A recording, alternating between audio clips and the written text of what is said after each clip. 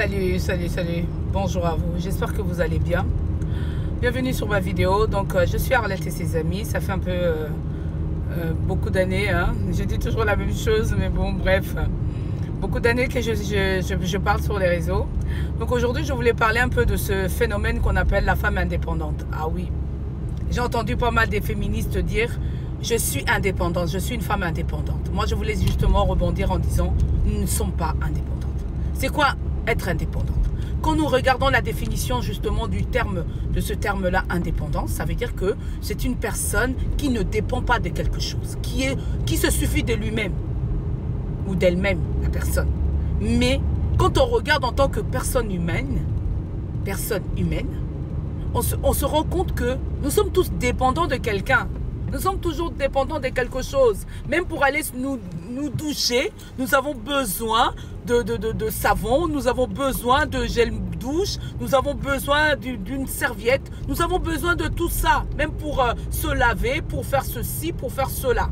Et même moi là, pour me déplacer, je ne suis pas dépendante, je ne suis pas indépendante. Je ne suis pas dépendante de moi-même. Je prends ma voiture, la voiture avec moi là, je ne peux pas me déplacer sans ma voiture par exemple. Donc, je ne suis pas indépendante. Par contre, quand on dit une femme autonome, là, c'est différent. Une femme autonome dans quel point? Une femme autonome du côté du point de vue budgétaire, on va dire du point de vue salaire. C'est une femme qui se suffit d'elle-même. C'est une femme qui prend en charge ses besoins. Parce qu'on n'est pas des gosses. Mais la femme indépendante, aujourd'hui, elle a tellement des blessures dans le passé, elle doit s'affirmer à chaque fois. Quand on entend des féministes et les discours de certaines femmes, on a l'impression que la femme généralise. Beaucoup de femmes généralisent. Ton cas particulier n'est pas mon cas. Ce que toi tu as vécu, ce n'est pas moi. Et assume tes choix. Parce que ce sont justement les actions que tu as posées hier. Donc toi en tant que personne, assume tes choix et va de l'avant. La femme indépendante n'existe pas. Je vous le dis les féministes. Vous qui croyez que vous êtes au-dessus des hommes. Or que pour moi, dans une relation, il faut qu'il y ait un équilibre.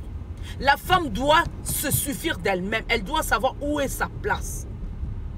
L'homme, c'est la même chose. Mais il n'y a pas un qui est au-dessus, il n'y a pas un autre qui est moins. Il faut qu'on arrête un peu. Il faut qu'on arrête en étant... Parce que j'ai cru comprendre sur les réseaux, beaucoup d'hommes disent « Oui, mais c'est ma culture, oui, mais c'est comme ça, la soumission, machin, bidule. » Quand on regarde la soumission, la définition, c'est autre chose. Et ce que nous, on a interprété, c'est pratiquement autre chose. Du coup, je me dis, mais dans quel monde nous vivons? Un monde où, je vais même dire, une utopie. Carrément caché de la réalité. Nous ne voulons pas voir la vraie réalité des choses. Nous ne voulons pas voir justement la définition parce que ça va pas nous plaire en fait.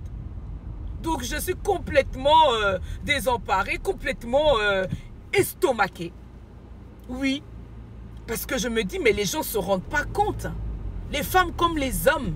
Les hommes veulent la soumission, mais vous ne voulez pas des femmes matérialistes. Si vous voulez des soumissions comme nos mamans, la soumission par exemple, comme nos mamans, mais mettez l'argent sur le tapis alors. Donnez-moi des ordres, je vais exercer, je vais faire.